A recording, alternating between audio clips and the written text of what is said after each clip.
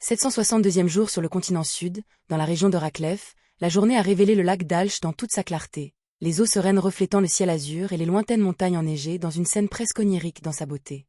Lumian, dépourvu de toute envie d'apprécier le paysage, se promenait autour d'une fosse à la lisière de la forêt avec Ludwig, qui était élégamment vêtu d'un blazer en tweed, et Lugano, qui portait un manteau léger en coton.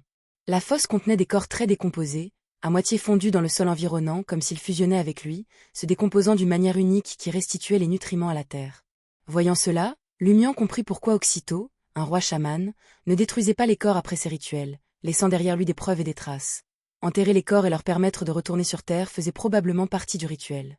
Hier soir, après avoir examiné les documents fournis par le chevalier des épées, Lumian a eu une idée plus précise de la manière de retrouver Oxito, un fervent disciple de la lune primordiale. De toute évidence, les méthodes conventionnelles comme la divination par miroir magique ne fonctionneraient pas. Sinon, le compagnon du chevalier d'épée, membre de la faction de tempérance dotée d'une intuition spirituelle aiguisée, aurait déjà localisé Oxito. Lumian avait 3 plans. Premièrement, comme Oxito était membre de l'école de pensée rose et se mêlait souvent à la faction de l'indulgence, il commença par envoyer Franca et Jenna, toutes 2 démonesses, se promener tranquillement dans la ville de Raklev en tenue de cérémonie, dans l'espoir de rencontrer Oxito. Ce roi chaman, qui n'a jamais résisté à ses désirs, pourrait les approcher, le tout sous la protection vigilante de la faction de la tempérance. Et de plus, Anthony utiliserait l'invisibilité psychologique ou se déguiserait en roturier pour les suivre et observer les réactions de ceux qui entourent les démons pour discerner toute méchanceté avant qu'Oxito n'agisse. Qu'Oxito ait ou non reçu les bienfaits de la Grande Mère et se soit transformé en femme était un détail qui n'affectait pas la capacité des démons à le séduire.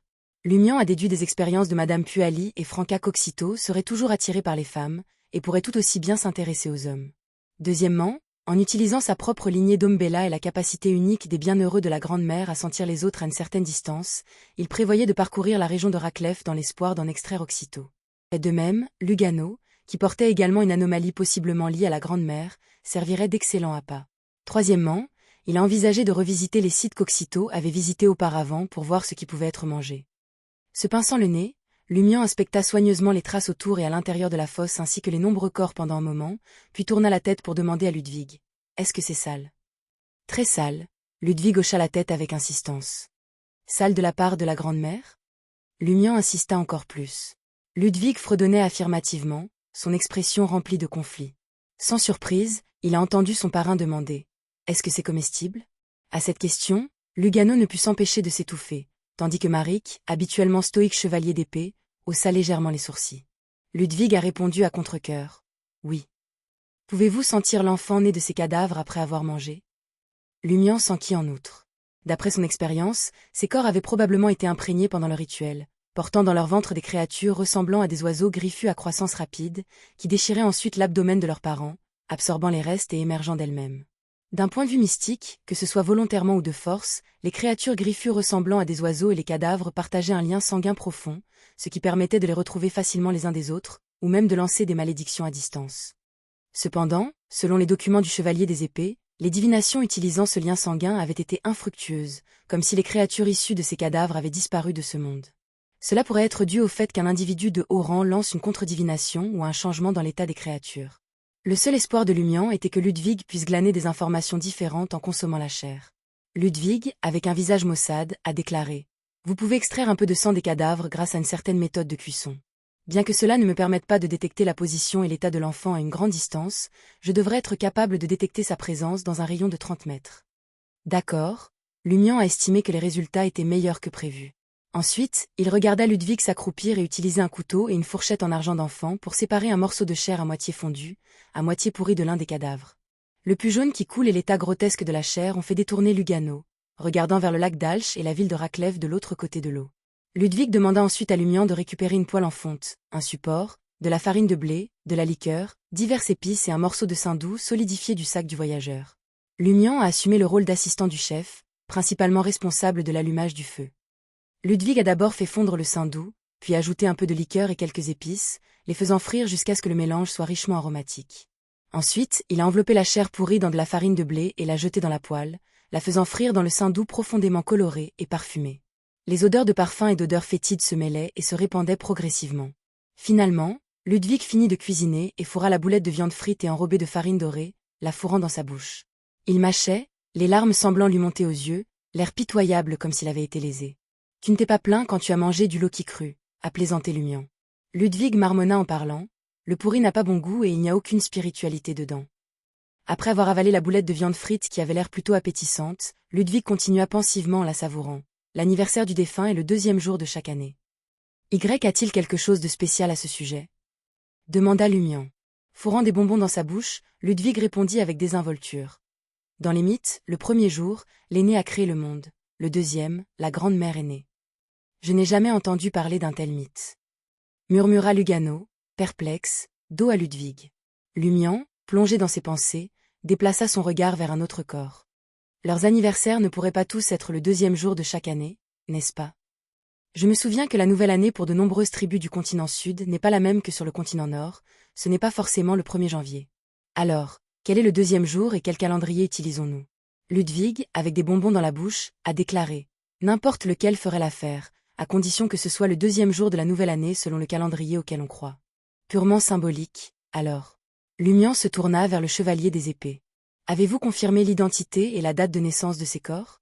Raclef dans les Starry-Glands était une zone relativement prospère avec une population importante, semblable à la ville de White Rapu, où Lumian se trouvait auparavant. C'était l'un des points d'appui de l'ancien royaume des Highlands qui régnait sur l'ensemble des Starry-Glands. Cette région était connue pour ses riches mines, mais curieusement, tous les sites miniers étaient éloignés du lac d'Alch, préservant ainsi le caractère sacré de ce lac d'altitude dans le cœur de ses habitants. Dans le passé, les Starry-Glands étaient avant tout un champ de bataille entre la République d'Inti et l'Empire Fézac. Après la guerre, il y a quelques années, l'influence de l'Empire Fézac a diminué et le royaume de Loen a commencé à étendre sa portée. Même l'église de la déesse de la nuit éternelle du royaume de Loen semblait diffuser ses enseignements dans cette région, un fait dont Lumian avait entendu parler à Rapu. Et dans toutes les Starry-Glands, la ville située au sommet des mines, Raclef, comptait la plus grande population lonaise. Knight of Sword Marik hocha lentement la tête et dit « Nous avons confirmé 90% des corps. Leurs anniversaires, selon le calendrier du continent nord, sont généralement le 2 janvier. Pour les autres, selon les calendriers locaux, leur anniversaire tombe également le 2e jour de la nouvelle année. Pour ceux dont l'identité reste incertaine, il semble que ce soient des étrangers, qui peuvent être venus ici volontairement ou involontairement. Donnez-nous un peu plus de temps et nous déterminerons sûrement qui ils sont. » Avec un échantillon suffisamment large, les résultats correspondent pour l'essentiel à l'explication de Ludwig selon laquelle le rituel nécessitait un symbole fort de la Grande-Mère. Lumian n'a pas empêché les membres de la faction la plus tempérante de gaspiller de l'énergie à vérifier l'identité des défunts restants, et s'il y avait autre chose de particulier. Regardant de l'autre côté du lac dans la ville de Raclef, Lumian a déclaré « Retournons maintenant à la ville et promenons-nous. Voyons lesquels des 3 sont les plus efficaces, la lignée d'Ombella, l'anomalie du chemin terrestre ou le lien sanguin avec les bébés aux griffes d'oiseaux. » En marchant vers la ville, faite de nombreuses maisons en pierre grise et blanche, le long du lac scintillant aussi bleu que le ciel, Lumian eut soudain une pensée. Il a demandé au tranquille chevalier d'épée qui marchait à côté de lui. Dans l'école de pensée rose, Oxito était-il responsable de la région de Raclef? Pas auparavant, et maintenant c'est incertain, répondit succinctement le chevalier des épées. Lumian hocha la tête, réfléchissant pour lui-même. S'il n'est pas en charge de Raclef et a simplement initié un rituel ici sur un coup de tête, il aurait dû partir une fois celui-ci terminé. Pourquoi est-il toujours là? A-t-il un objectif plus profond dans la région de Raclef? Ou peut-être que la Rose School of Thought prévoit quelque chose pour cet endroit? Le chevalier des épées fit une pause pendant quelques secondes avant de répondre. Nous soupçonnons qu'il pourrait y avoir un objectif plus profond. S'arrêtant momentanément, il ajouta.